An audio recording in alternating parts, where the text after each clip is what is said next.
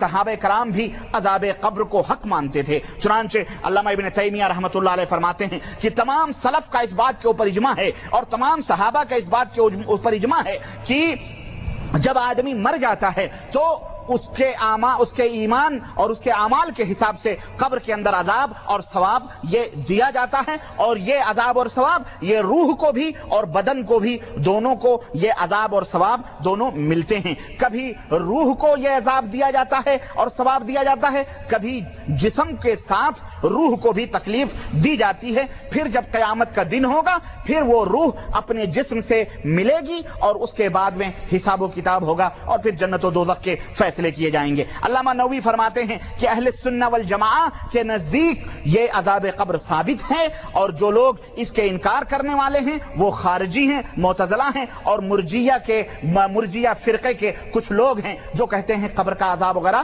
کچھ نہیں ہوتا ہے۔ اور آج کے دور میں جو لوگ قبر کے عذاب سے انکار کرتے ہیں یہ وہی خارجیوں کے جو کافر تھے، انہی خارجیوں کے، معتزلہ کے اور خوارج کے اور یہ مرجیہ جو اپنے آپ کو کہتے ہیں فرقہ، ان لوگوں کے اعتقاد اور افکار سے متاثر ہیں، اور وہی فکر دنیا کے اندر پرانے جرثومے ہیں، پرانے کیڑے ہیں، انہی کیڑوں کو نیا لباس دے کر کے امت کے اندر پھیلا رہے ہیں۔ بہرحال اللہ تعالی ہم سب کو اس سے محفوظ رکھے، اس فتنے سے، اور ہم مسلمانوں کا غیب کے اوپر ایمان اور عقیدہ ہے، اور جو قرآن نے بتلایا وہ بھی حق، جو محمد رسول اللہ صلی اللہ علیہ وسلم نے بتلایا وہ بھی حق ہے، اور ہم سب اس کے اوپر ایمان لاتے ہیں۔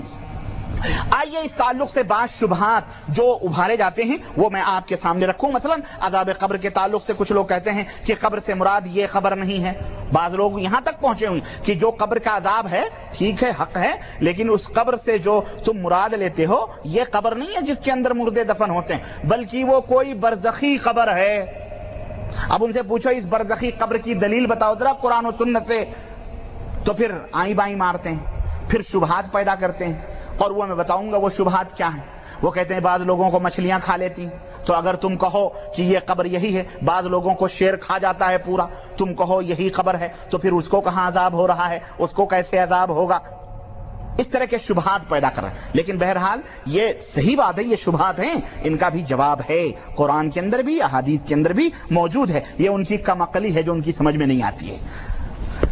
اور میں انشاءاللہ تعالی آج کے اس مجلس میں وہ میں ایک بنیادی جو حقیقت تھی قرآن و سنت کی روشنی میں وہ میں نے آپ کے سامنے رکھ دی۔ اب آئیے شکوک اور شبہات کے دنیا میں چلتے ہیں، اور آپ کو میں یہ روحوں کا ایک سفر میں کرواتا ہوں، جو وہ حقیقتیں ہیں جو شاید یہ باتیں تو آپ نے بہت ساری جگہوں پہ سنی ہوں گی، لیکن جو اب میں بتلانے جا رہا ہوں بہت کم لوگوں نے ان حقیقتوں کو سنا ہوگا۔ آئیے میں وہ حقیقتیں اور صبر کا ذرا مظاہرہ کریں، اور اگر تھوڑا سا ٹائم ہو جائے میں لوں تو اس کے لیے ذرا پلیز اٹھک بیٹھک نہ کریں تو زیادہ مہربانی ہوگی۔ اٹھک بیٹھک تو نہیں ہوگی نا، اس لیے کہ انشاءاللہ یہ ایسا علم ہے جو میں دینے جا رہا ہوں، اور انشاءاللہ قرآن و سنت کی روشنی میں انشاءاللہ آپ کو اس کا زبردست فائدہ ہوگا، اور ایمان کے اندر پختگی اور مضبوطی پیدا ہوگی، اور جو لوگ احادیث کا انکار کرتے ہیں ان کا آپ منہ توڑ جواب بھی دے سکتے ہیں انشاءاللہ تبارک تعالی۔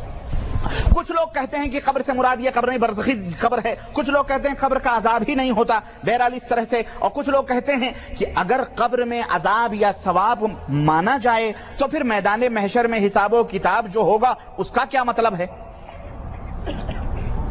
کہ نہیں ہے شبہ تو ہے بہرحال۔ اور اس طرح بعض لوگوں کے اس میں شبہ، کچھ لوگ یہ کہتے ہیں کہ بھئی اگر قبر میں عذاب اور ثواب ہوتا ہے تو پھر جو لوگ پہلے مرے ہیں اور ان کے اوپر عذاب ہو رہا ہے تو پھر قیامت پتہ نہیں کب آئے گی، اور جو لوگ قیامت کے قریب مریں گے ان کو کم عذاب ملے گا، ان کو زیادہ عذاب مل رہا ہے۔ یعنی اس طرح کے شکوک اور شبہات ہیں بہرحال۔ لیکن آئیے، اور کچھ لوگ کہتے ہیں کہ جب روح نکل گئی اور روح علیین میں پہنچ گئی یا سجین میں قید کر دی گئی تو پھر وہ روحیں نکل کر کے پھر کیسے جسم، یہ قبر میں کیسے عذاب ہوگا؟ عذاب اگر مان لیا جائے تو روحوں پر ہوگا، جسم پر کیسے عذاب ہوگا، یا قبر میں کیسے عذاب ہوگا؟ جبکہ قرآن احادیث صحیحہ ہمیں یہ بتلاتی ہیں کہ اللہ کے نبی صلی اللہ علیہ وسلم دو قبر والوں سے گزرے، آپ کی اونٹنی بچ کی، آپ نے فرمایا ان دونوں قبر والوں پر عذاب ہو رہا ہے۔ صحیح حدیث ہے کہ نہیں ہے؟ پھر آپ نے وہ ٹہنی رکھ دی اور کہا جب تک یہ تر رہے گی تب تک ان کے اوپر سے عذاب تخفیف رہے گی، عذاب ختم نہیں ہوگا، عذاب ہوتا رہے گا لیکن تھوڑا ہلکا رہے گا۔ کیوں؟ ایک چغل خوری سے نہیں بچتا تھا، دوسرا پیشاب کے چھینٹوں سے نہیں بچتا تھا۔ اسی طرح اللہ کے نبی صلی اللہ علیہ وسلم ایک قبرستان سے گزرے اور آپ کی گھٹنی بتکی، صحابہ کرام نے سے پوچھا کہ بھئی یہ قبر والے کون ہیں؟ کہنے لگے کہ اللہ کے کوئی جانتا؟ صحابہ نے کہا یہ شرک کی حالت میں مرے تھے۔ اللہ کے حبیب نے فرمایا ان دونوں کے اوپر عذاب ہو، ان قبر والوں کے اوپر عذاب ہو رہا ہے، اور اگر تم لوگ اور اتنا عذاب ہو رہا ہے کہ مجھے خطرہ ہے کہ تم لوگ اپنی قبروں، اپنے مردوں کو دفنانا بند کر دو گے، اگر مجھے اس بات کا ڈر نہ ہوتا تو میں اللہ سے درخواست کرتا کہ تمہیں ان کے چیخو پکار یا ان قبر والوں پر جو عذاب ہو رہا ہے وہ پردے اٹھ جاتے اور تم اپنی آنکھوں سے دیکھتے، لیکن مجھے ڈر ہے کہ جب تم دیکھ لو گے تو اپنے مردوں کو دفنانا بھول جاؤ گے، نہیں دفن کرو گے خطر خوف اور ڈر سے، اس لیے میں یہ بات نہیں، میں جو ہے ایسا نہیں کر سکتا۔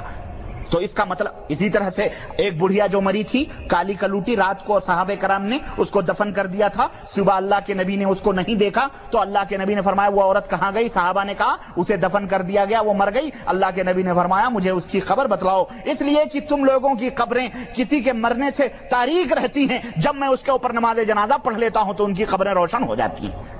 اس حدیث پاک سے معلوم ہوتا ہے کہ قبر، اسی طرح قرآن کریم کے اندر اللہ کے حبیب صلی اللہ علیہ وسلم نے جب ابی ابن کعب کی قبر کے اوپر، جب ابی ابن کعب کی نماز جنازہ پڑھائی اور حضرت عمر بن خطاب نے آپ کو روکا، لیکن آپ نے کہا میں پڑھاؤں گا جب تک کہ اللہ مجھے نہ روک دے۔ اس کے بعد اللہ تبارک و تعالیٰ نے قرآن نازل فرمایا لا تقم فیہ ابدا، ان کی مشرکوں کی قبروں پر آئندہ کھڑا نہ ہونا۔ اس کا مطلب یہ ہے کہ قبر کے اندر عذاب ہوتا ہے، اور یہ قبر وہی قبر ہے جس کے اندر ہم اپنے مردوں کو دفن کرتے ہیں، یہی قبر ہے۔ اور اس کے علاوہ بے شمار دلائل ہیں، بے شمار دلائل ہیں، ہے کہ نہیں ہے؟ بے شمار دلائل ہیں جو میں انشاءاللہ تعالیٰ آگے بتلا رہا ہوں۔ المہم اللہ کا تو عام قاعدہ اور اصول یہی ہے کہ قبر کا عذاب ہوتا ہے۔ یہ اور بات ہے کچھ چیزیں اگر الگ الگ ہو جائیں، مستثنیات ہیں، علیحدگیاں ہیں، کچھ خاص ہیں کچھ عام ہیں، وہ بات الگ ہے۔ ہم آگے بڑھتے ہیں، تو یہ چند شکوک اور شبہات ہیں، آگے بڑھتے ہیں، ہم بتاتے ہیں آپ کو۔ آج کل سراسر صحیح حدیث کا انکار لوگ اپنی سمجھ سے کر دیتے ہیں اور حقیقت کو نہیں سمجھتے ہیں۔ اس کو ذرا ہم اور آپ اس حقیقت کو ہرگز نہ بھولیں کہ بحیثیت اہل السنہ والجماعہ، بحیثیت اہل الحدیث، یہ اہل السنہ والجماعہ کا ایمان اور عقیدہ ہمارا ہے، اور متفقہ فیصلہ ہے کہ قرآن و سنت سے واضح طور پر قبر کا عذاب ثابت ہے اور یہ حق ہے۔ نمبر 2، قبر کا مطلب وہی زمینی گڈھا ہے جس میں ہم اپنے مردوں کو دفن کرتے ہیں، اور کوئی دوسری تیسری چیز مراد نہیں ہے۔ نمبر 3، عذاب قبر کی حقیقت کیا ہے؟ اس کو سمجھنے کے لیے سب سے پہلے ایک بنیادی بات میں آپ کو سمجھاتا چلوں، اس کو سمجھیں۔ جب تک اس کو نہیں سمجھو گے تب تک قبر کی حقیقتوں کا نتیجہ، عذاب کا نتیجہ ذرا مشکل ہو جائے گا سمجھنے کے لیے۔ ہمارے جسم کے اندر جو روح ہے، یہ روح کیا ہے؟ یہ روح کی حقیقت کیا ہے؟ یہ کیا ہے؟ آئیے اس کو سمجھتے ہیں۔ روح کے بارے میں اللہ رب العزت سے پوچھتے ہیں، اور مجھ سے، ہم سے پہلے مشرکین مکہ نے بہت پہلے پوچھا تھا، اور اللہ نے فرمایا یسالونک عن الروح، اے نبی یہ لوگ آپ سے روح کے بارے میں سوال کرتے ہیں، کیونکہ یہودیوں سے جا کر کے ان مشرکوں نے کہا تھا، مشرکین مکہ نے، کہ ہم میں ایک آدمی ہے جو نبی ہونے کا دعویٰ کر رہا ہے۔ تو ان یہودیوں نے کہا تھا جاؤ اس سے 3 سوال کرو، اگر وہ صحیح جواب دے لے تو سمجھو نبی ہے، اگر غلط جواب دے تو وہ جھوٹا ہے، نبی نہیں ہے۔ ان 3 سوالوں میں سے ایک سوال روح کا بھی تھا، تو اللہ رب العزت نے جواب دیا کہ اے نبی آپ سے یہ لوگ روح کے بارے میں پوچھتے ہیں، قل الروح من امر ربی، آپ کہہ دیجئے یہ روح میرے رب کے حکم سے ہے، یہ روح میرے رب کے حکم سے ہے۔ وما اوتیتم من العلم الا قلیلا، اور یاد رکھو تمہیں بہت تھوڑا علم دیا گیا ہے، زیادہ بڑھنے کی کوشش نہ کرو، روح ہی اللہ کے حکم سے بس، اس تعلق سے تمہیں بہت کم علم دیا گیا ہے، تم ہر چیز کی کنہ، ہر چیز کی حقیقت نہیں معلوم کر سکتے، الا یہ کہ اللہ کسی کے اوپر ظاہر فرما دے وہ بات الگ ہے، لیکن تم دنیا ہی کے اندر اگر آسمان کی حقیقت میں تم سے پوچھوں تو تم بتلا سکتے ہو؟ ستاروں کی حقیقت پوچھوں بتلا سکتے ہو؟ میاں یہی گوشت اور پوچھ کا بنا ہوا یہ جو جسم ہے نا، اس انگلی سے تو کچھ دکھائی نہیں دیتا، لیکن یہی چمڑے اور گوشت کی کہ یہ 2 بٹن لگے ہوئے ہیں، اس سے پوری دنیا روشن نظر آ رہی ہے، اس کی کیا حقیقت ہے؟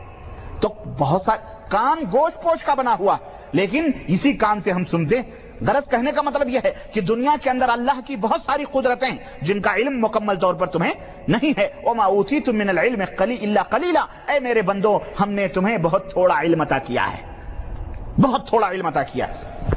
اور سنو،